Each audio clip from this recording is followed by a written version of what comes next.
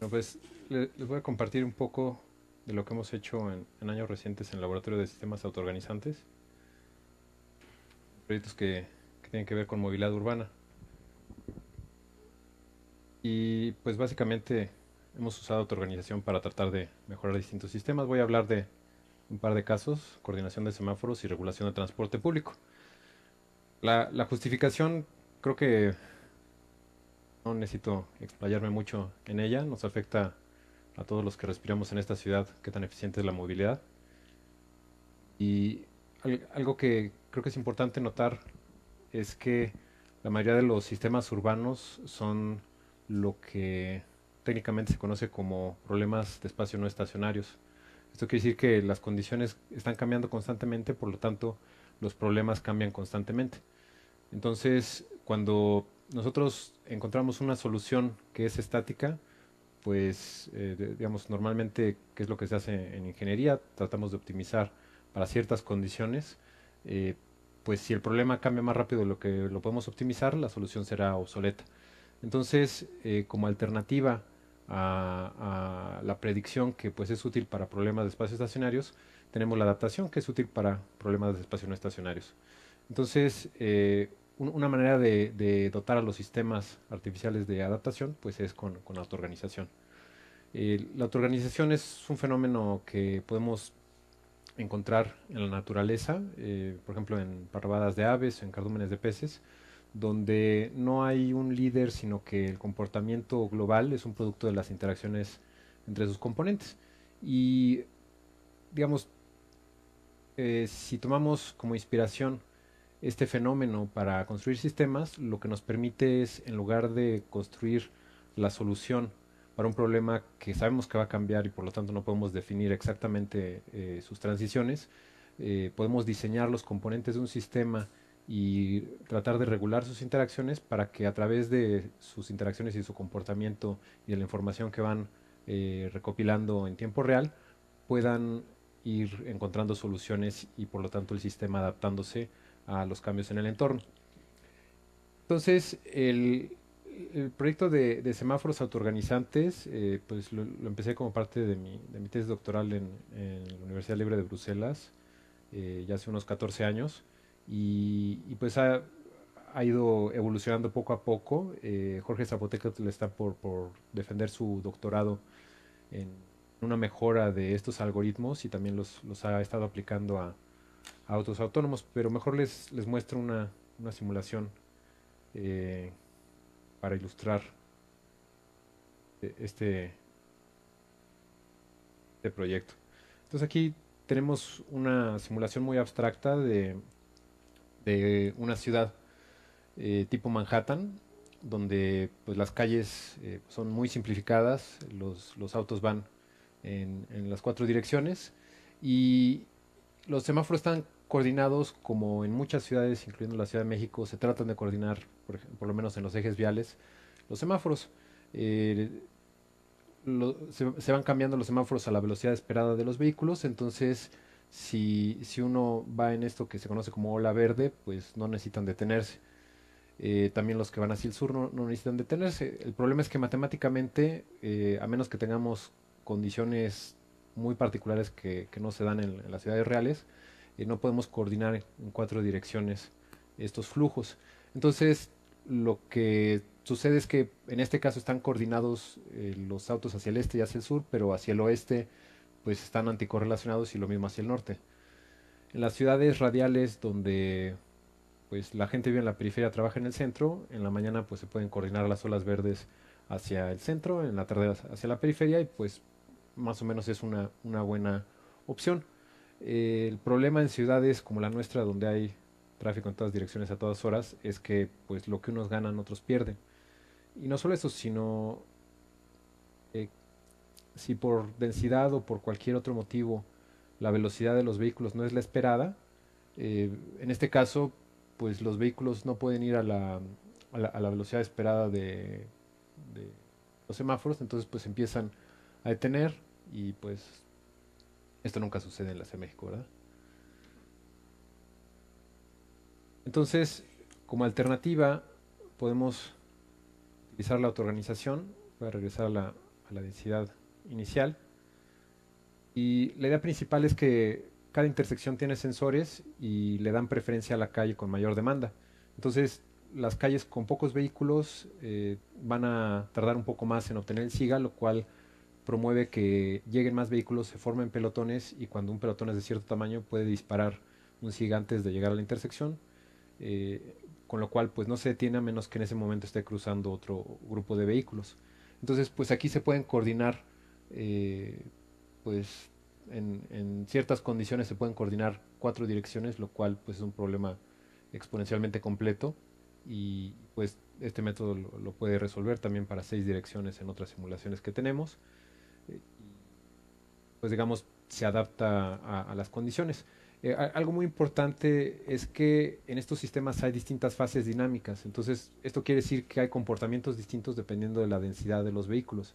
Entonces esto implica que se necesitan soluciones distintas para las distintas fases dinámicas. Si nosotros, aunque tengamos un sistema adaptativo, pero simplemente es una variación de un parámetro en la estrategia, no va a ser suficiente porque necesitamos soluciones distintas porque digamos, hay fases distintas que implican comportamientos distintos. Entonces, aquí ya estamos en otra fase dinámica donde ya se saturaban, donde había un embotellamiento con el método de ola verde.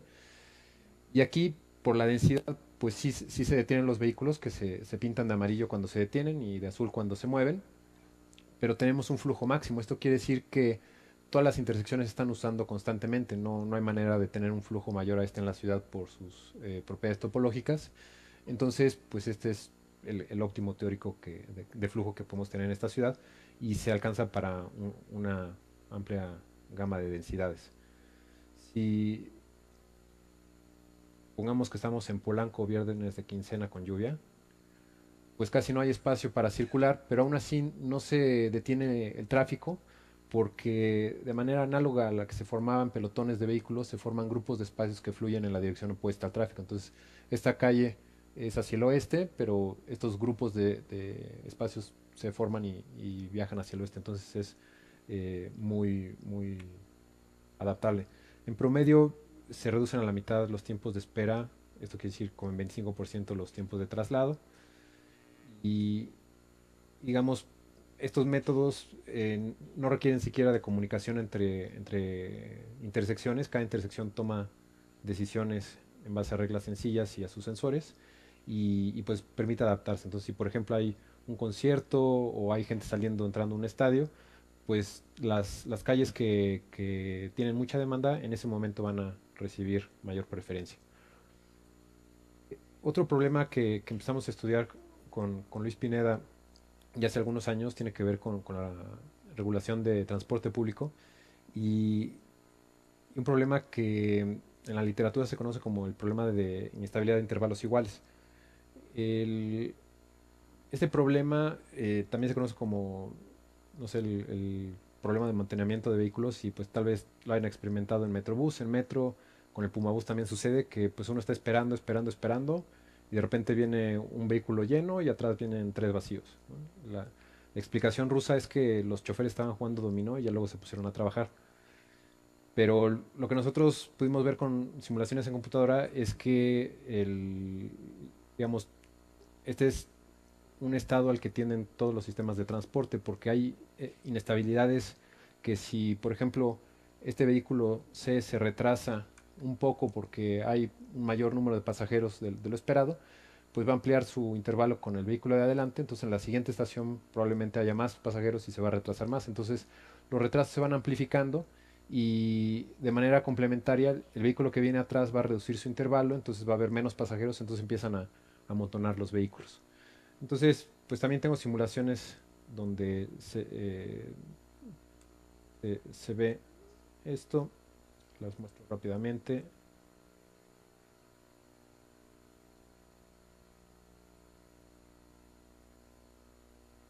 Entonces aquí de nuevo tenemos una abstracción de una línea de metro.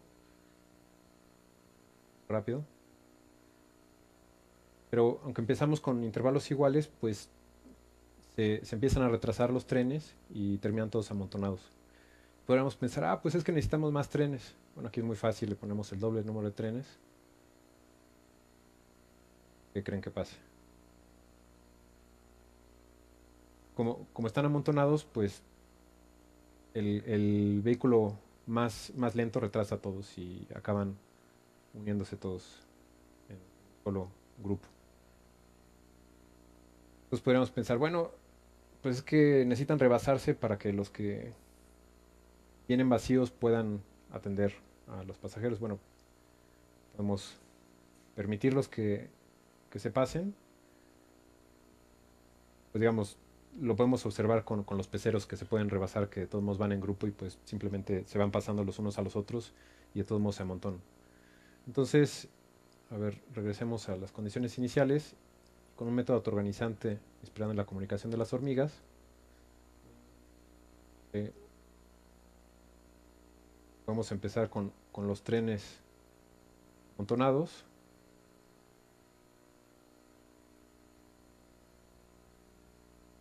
Después de cierto tiempo se autoorganizan y básicamente el algoritmo trata de mantener una distancia balanceada con los vehículos vecinos, pero también dándole cierto peso a la demanda que hay en cada estación. Cada vez que un tren llega a una estación hay un número distinto de pasajeros, tanto en el tren como en la estación. Entonces, si un sistema de transporte puede adaptarse a esa demanda que está fluctuando en una escala de segundos, pues va a ser más eficiente que un sistema que trata de establecer tiempos de espera independientemente de la demanda inmediata. Entonces, es por eso que este algoritmo puede lograr un desempeño que es todavía mejor que el óptimo teórico.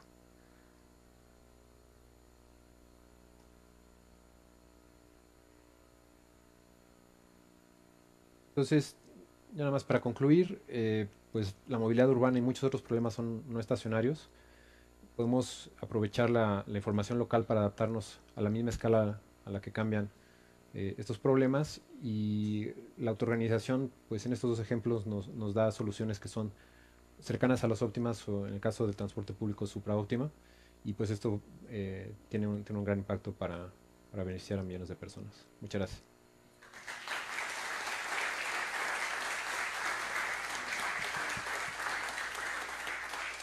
Agradecemos mucho a Carlos la plática tan interesante. Preguntas.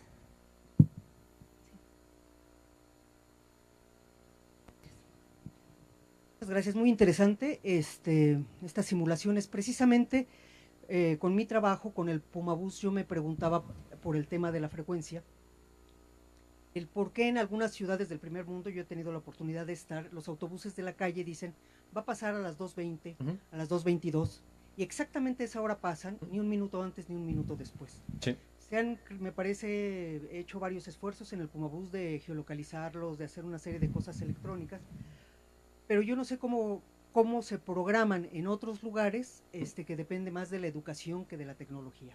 Sí. Eh, bueno, depende mucho de la ciudad y de qué tanto tráfico tienen que lidiar los vehículos. Entonces,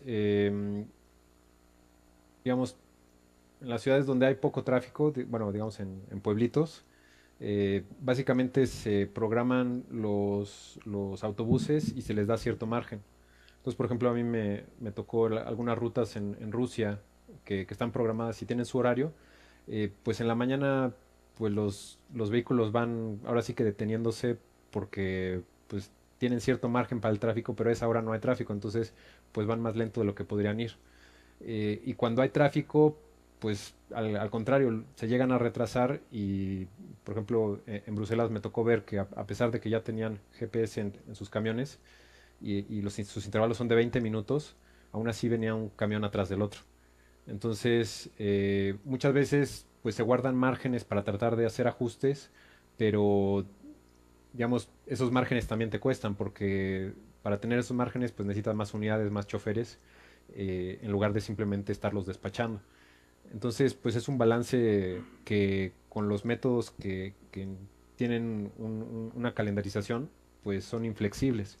En este caso, pues se adaptan los intervalos que, de hecho, en algunas ciudades, bueno, en algunas rutas, porque yo lo he visto en la Ciudad de México, en Puebla, en Cuernavaca, pues están a lo largo de la ruta personas que están monitoreando, bueno, están tomando tiempo de los intervalos entre los camiones y le dicen al chofer, vas muy cerca, vas muy lejos, para ir tratando de regular estos intervalos.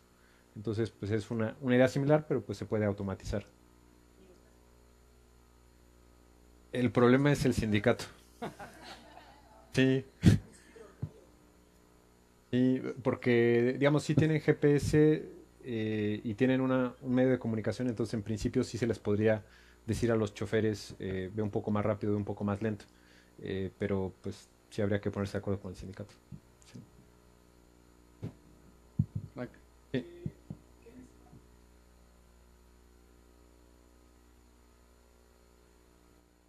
Porque muchos dicen, por ejemplo, ahora con el cambio de autoridades, la nueva jefe de gobierno, Sí. la doctora Claudia Sheinbaum decía que a veces no es atiborrar de más vagones, sino que el problema es la frecuencia y creo que también tiene que ver el sindicato a los trabajadores. Sí. Porque tú te das cuenta, hay ciertas horas pico, en especial en la tarde, aquí en la semana, saliendo aquí de la universidad, de las 6 a las 8 es el caos aquí en las estaciones del metro. Sí. Y cuidado si está lloviendo. Y yo he escuchado y han dicho, no, el problema es la frecuencia y no que meta 5 o 10 vagones más, no resuelve el problema.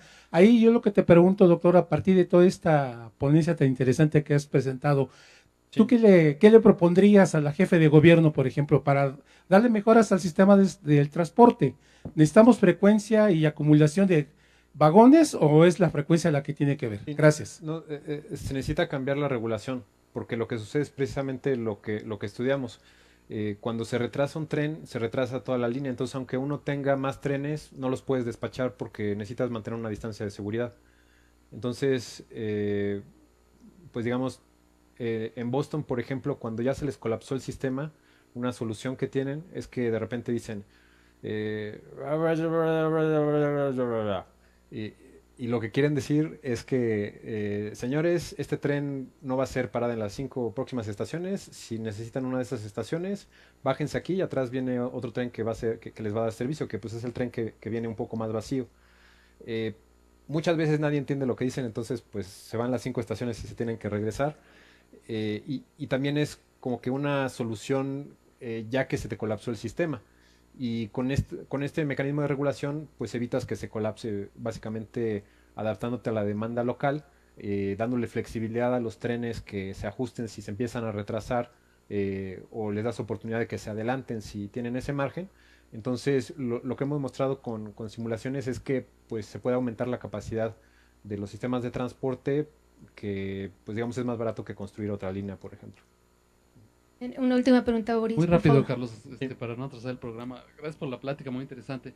En el caso de los semáforos, me sorprende que la solución, creo que, no sé si entendí bien, pero me dice la solución óptima es una decisión local.